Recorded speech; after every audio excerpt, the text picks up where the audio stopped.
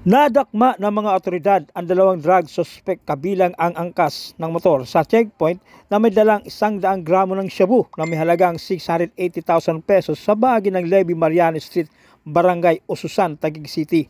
Nagtangka pang tumakas ng mga suspect na sina alias Jaime, 47 anyos, angkas na si alias Jerry, 57 anyos, na mga residente ng Kabuyaw, Laguna, at kasama pang rider na si alias Ruben, 42 anyos, residente ng Barangay Calzada, Tipas, Taguig, na parehong nasa kote. Nakaposte ang mga miyembro ng Substation 4 nang mamataan ang tatlong suspect na nakamotorsiklo bandang alas 9:55 ng gabi. Pinahinto ng mga pulis ang dalawang rider para sa verifikasyon, pero imbis na sumunod, pinaandar ng rider ang motor pero mabilis na nadaklot ng mga pulis kaya naaresto. Nang hinalugog na ang motor at nang halungkatin, may nakitang 6 na heat cell transparent plastic sachet ng hininalang shabu sa posisyon umano ng dalawang dayo mula pa sa Laguna at isang knot-tied transparent plastic sachet ng hininalang shabu sa posisyon umano ni alias Ruben. Humigit kumulang 100 gramo ng shabu na may standard drug price na 680 pesos ang nasabat ng Substation 4 sa panguna ni Police Lieutenant Joel James Jose de Guzman. Kayong dalawa ina-arrest namin sa salang RA 9165, illegal possession of dangerous drug. Kaya may karapatan yung manahimik at karapatan yung magwalang sa sibo.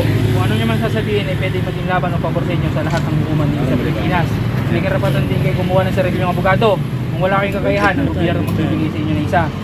May karapatan din kayong kumuha ng sarili ng doktor na mag-examine ng physical sa inyo. Kung wala kayong kakayahan, ang gobyerno din magbibigay sa inyo ng isa. Naiintindihan nyo ba ang inyong karapatan? Sagot! Sagot! Nilaw, ikaw ay aming inaaresto sa pagdadala o pag-iingat ng illegal na droga. Ikaw ay may karapatan na manahimik o magsawalang ibo. Ano man ang iyong sasabihin ay maaaring mong pabor o laban sa iyo sa anumang hukuman.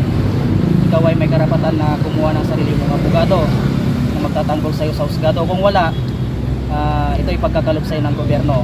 May karapatan ka rin kumuha ng sarili mong doktor na magsusuri sa iyo. Kung wala din, ito ay pagkakalob sa iyo ng gobyerno. Naunawaan mo ba? Opo, sir. Samantala, kalaboso dalawang drug suspect sa isinagawang magkasunod na bypass operation sa Taguig. Ayon sa Station Drug Enforcement Unit sa pamuno ni Police Captain Kenny Camarcayad, unang naaresto ang isang lalaki na kinilalang si alias Jonald, 40 anyos, at tulak umano ng droga sa barangay New Lower. May timbang na 7 gramo ang 6 na sachet ng hininalang shabu at nagkakalaga ng 47,600 pesos ang nakumpiska sa unang naarestong drug suspect. Ikaw, Jonald Espanyo A. Pedro, ay naaresto namin sa salang pagbebenta at pag-iingat ng illegal na droga. Ikaw ay may karapatang manahimik at magpasawalang pibor. Ano man ang iyong sabihin ay maaaring gamitin pabor o laban sa iyo sa anumang hukuman.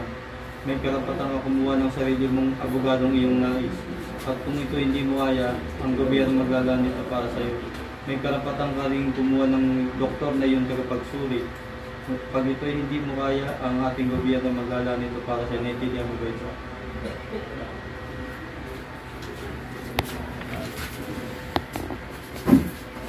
So Jonald, bibigyan siya ng huli ng kapulisan ha. Ang barangay walang kinalaman sa pagkakahuli mo ha. For inventory kami ha. Okay, so nakuha ba sa ito? Sagot. Ha? Sagot. Hindi. Sumagot ka. Nakuha sa'yo, hindi? Ha? Okay. Walang dagdag, walang bawas? Sumunod naman na naaresto ang isang tricycle driver na kinilalang si alias Makmak, 33 anyos, residente sa barangay Ususan. Nakumpiska naman sa kanya ang 5 heat cell transparent plastic sachet at isang knot-tied transparent plastic sachet ng hininalang shabu na tumitimbang ng 50 gramo at tinatayang nagkakalaga ng 340,000 pesos. Nasa kustudya na ng Taguig City Police Station ang dalawang naaresto. Naharap ang mga ito sa kasong paglabag sa Republic Act 9165 o Comprehensive Dangerous Drugs Act of 2002. Mark Wilson Santos Del Prado. Kaya nagkakaroon ng po.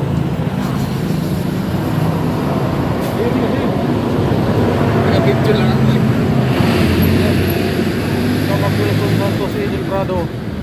Kaya kami inaresto sa halang paglabag sa Republic Act 1965. Ano man yung sabihin ay maaaring gamitin laban o pabor sa'yo.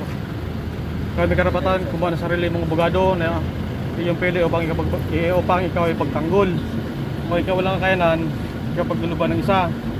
Para may karapatan na kumuha ng sarili mong doktor upang ikaw magpasuri. Kung walang ikaw kakayahan, ikaw bibigyan ng gobyerno ng isa. Kaya hindi dami yung karapatan.